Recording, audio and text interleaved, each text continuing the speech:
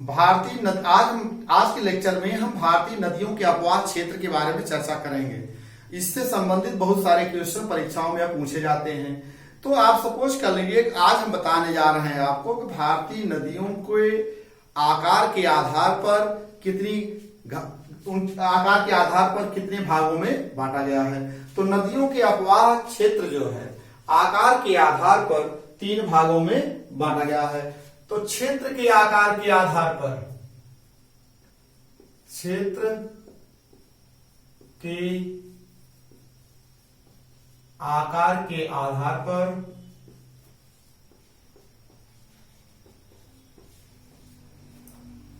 नदी घाटियों को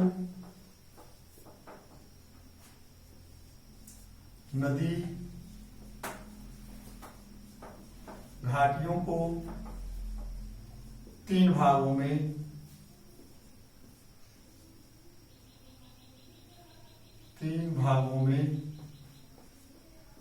बांटा गया है।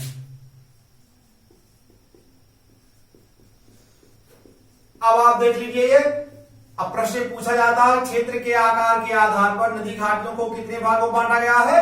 3 भागों में बांटा गया है। अब देखिए नंबर 1 आपका क्या है? बृहद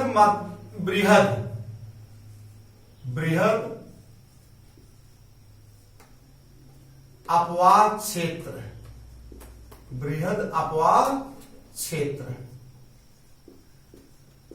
अब बृहद अपवाह क्षेत्र जो है 20,000 वर्ग किलोमीटर से 20,000 वर्ग किलोमीटर से अधिक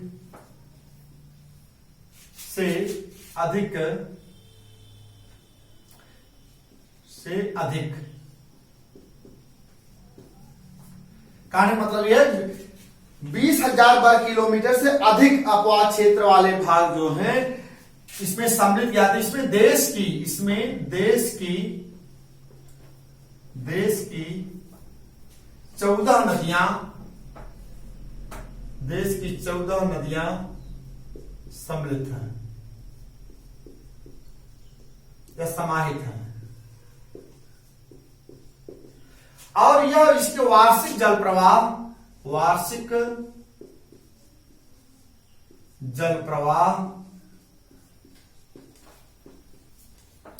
84% है।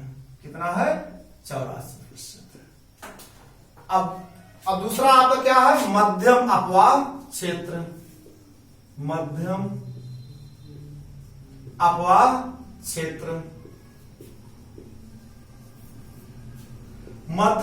क्षेत्र के अंतर्गत अब इसमें कौन कौन से आप कितने?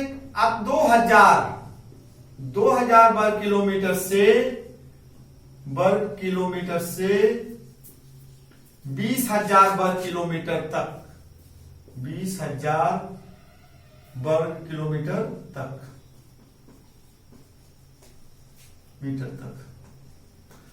अब इसमें देश की 44 नदियां समाहित हैं। देश की 44 नदियां समाहित हैं।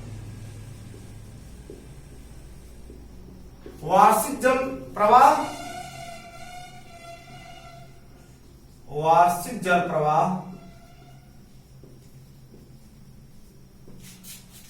8%। कितना है? 8%। तीसरा आपका क्या है? लघु अपवाह क्षेत्र। लघु अपवाह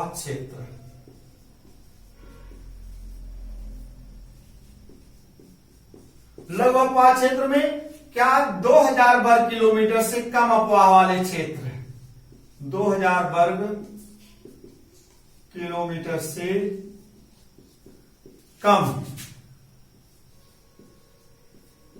इसमें देश की बहुत छोटी छोटी नदियां सम्मिलित हैं। छोटी नदियां समाहित हैं।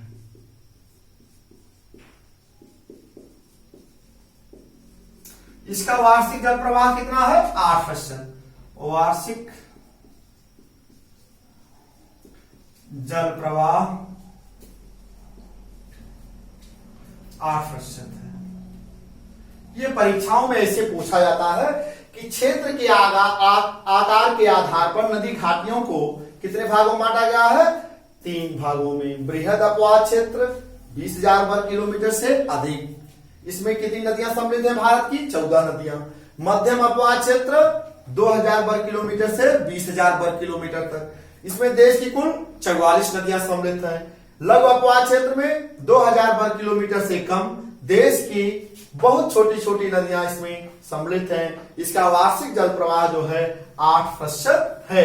अब आप देखेंगे भारतीय नदियों के क्षेत्र के आकार के आधार पर भारतीय नदी घाटियों को कितने भागों में बांटा गया है? 3 भागों में बांटा गया है, बृहद, मध्यम और लघु। ये प्रश्न परीक्षाओं में पूछे जाते हैं। अगर इस तरह से आप याद नहीं रखेंगे तो नदियों के अपवाह तंत्र से प्रश्न जो आएंगे सब गलत कर देंगे। इसलिए नदियों के अपवाह क्षेत्र को आप जो है याद रखिएगा। भारतीय नदियों के अपवाह क्षेत्र को कितने भागों में बांटा गया है, यह आप क्रम से याद रखेंगे। अब हम आपको बताने जा रहे हैं भारतीय नदियों के अपवाह क्षेत्र जो है अवरोही क्रम में, बढ़ते से घटते क्रम में। भारत की नदियों का अपवाह क्षेत्र अवरोही क्रम में,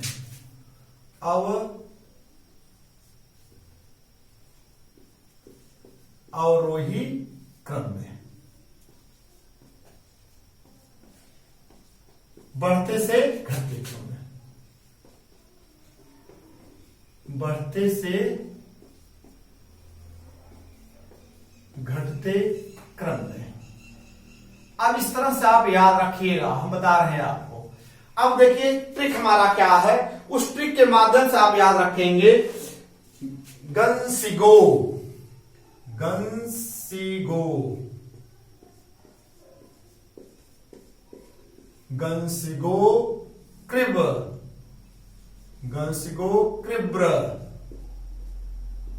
मन काता,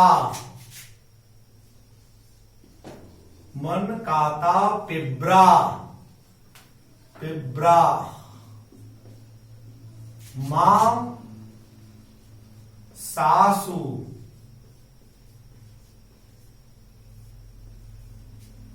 यह आपका जो है अभी हम आपको बताएं जो बृहद अपवाह क्षेत्र की नदियां हैं। बृहद अपवाह क्षेत्र में कुल 14 नदियां सम्मिलित हैं देश की, जिनका अपवाह क्षेत्र 20,000 वर्ग किलोमीटर से अधिक है। उसमें वही जो है आपको हम बता रहे 14 नदियों का अपवाह क्षेत्र जो है ये इसमें सम्मिलित है। वह बृहद 20,000 वर्ग किलोमीटर से अधिक अपवाह क्षेत्र वाले जो नदियां हैं 14, वह 14 नदियों को हम आपको ट्रिक के माध्यम से या कोड के माध्यम से हम आपको बता रहे हैं। गंसिगो कृब्र मन काता पिब्रामा सासु। अब इसका हम विस्तार कर रहे हैं। ग से देखिए गम, गम से हो जाएगा गंगा नदी। गंगा नदी का अपवाह क्षेत्र कितना है? वर्ग किलो 8,61,000, 3 अंक तक लिख रहा है, 8,61,000 वर्ग किलोमीटर, किलोमीटर। गंज, अब देखिए सी क्या हो जाएगा? सिंधु नदी, सी से सिंधु नदी, सिंधु नदी। सिंधु नदी का अपवाह क्षेत्र कितना हो जाएगा? 3,21,000 वर्ग किलोमीटर, वर्ग किलोमीटर।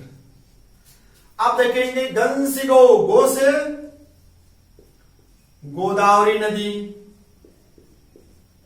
गोदावरी नदी। इसका क्षेत्रफल कितना है? 3,12,000 वर्ग किलोमीटर, 3,12,000 वर्ग किलोमीटर। अब देखिए कृप्र, गंसिगो कृप, कृप से क्या हो जाएगा? कृ से कृष्णा नदी, कृष्णा नदी। इसका अपवाह क्षेत्र कितना है? 2,59,000 वर्ग किलोमीटर।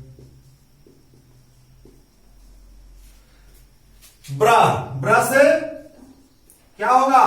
ब्रह्मपुत्र नदी। ब्र से ब्रह्मपुत्र नदी। इसका अपवाह क्षेत्र कुल कितना है? 2,58,000 वर्ग किलोमीटर है। का से क्या होगा? का से कावेरी नदी। कावेरी नदी कास हो गया आपका कावेरी नदी।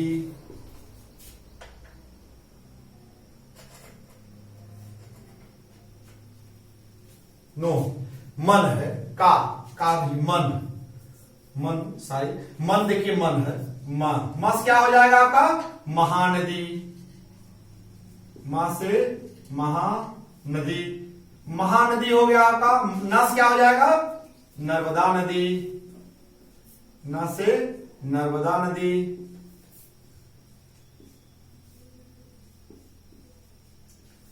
अब आप देखिए इसी तरह से मां से महानदी हो गया। महानदी का कुल क्षेत्रफल जो है आपका 1,41,000 वर्ग किलोमीटर है। 1,41,000 वर्ग किलोमीटर है। नर्मदा नदी का है 98,000 वर्ग किलोमीटर है। 98,000 वर्ग किलोमीटर है। अब आप देखेंगे आपका हो गया मन काता। कास क्या हो जाएगा आपका? कावेरी नदी। काता का से कावेरी। इसका क्षेत्रफल कितना होगा? 87,000 वर्ग किलोमीटर। कितना है? 87,000 वर्ग किलोमीटर। ता से ताप्ती नदी।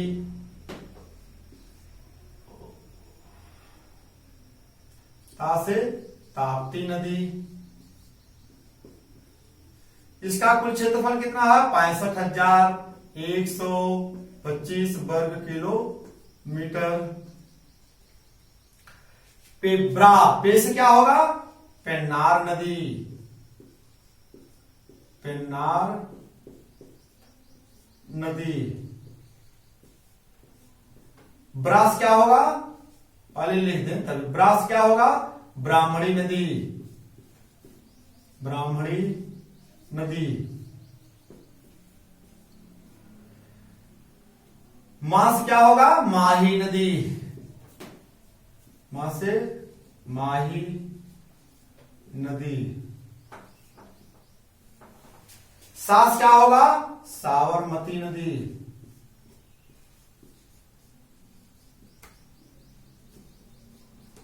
साबरमती नदी।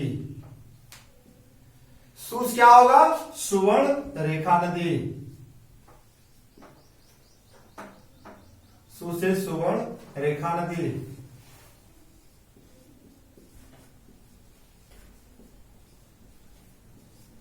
सुवर्ण रेखा नदी। अब इस तरह से देखिए पेन्नार नदी, ब्राह्मणी नदी, माही नदी और आपका जो है साबरमती नदी, सुवर्ण नदी। इस तरह से अब आप इसका भी क्षेत्र पेन्नार नदी का क्षेत्रफल कितना है? 55,000 वर्ग किलोमीटर। कितना है? 55,000 वर्ग किलोमीटर। ब्राह्मणी नदी का 39,000 वर्ग किलोमीटर है। कितना है? 39,000 वर्ग किलोमीटर। माही नदी का 34,000 वर्ग किलोमीटर है। कितना है? 34,000 वर्ग किलोमीटर। और साबरमती का 21,000 वर्ग किलोमीटर है। कितना है? 21,000 वर्ग किलोमीटर है। फिर सुवर्ण नदी का 19,926 वर्ग किलोमीटर है। अब आप देख लीजिए यह जो हम ट्रिक के माध्यम से आपको बता दिए कि गंसिगो कब्र मनकाता पेब्रामा सासु ये अवरोही क्रम में है। भारतीय नदियों का अपवाह क्षेत्र जो है बढ़ते से घटते क्रम में है। तो ऐसे बहुत सारे प्रश्न परीक्षाओं में पूछा जाता है। यदि भारत की सभी नदियां हैं, जैसे अभी हम आपको बताएं कि क्षेत्र के आकार के आधार पर भारतीय नदी घाटियों को कितने भागों में बांटा गया है, 3 भागों में बांटा गया था। तो पहला था आपका बृहद अपवाह क्षेत्र में, तो बृहद अपवाह क्षेत्र में उसका अपवाह क्षेत्रफल था 20,000 वर्ग किलोमीटर से अधिक। तो इसमें देखिए 20,000 वर्ग किलोमीटर से अधिक सभी का अपवाह क्षेत्र है। और उसमें एक शब्द और दिया गया था कि देश की 14 प्रमुख नदियां समाहित हैं जिनका क्षेत्रफल अपवाह क्षेत्रफल 20,000 वर्ग किलोमीटर से अधिक है।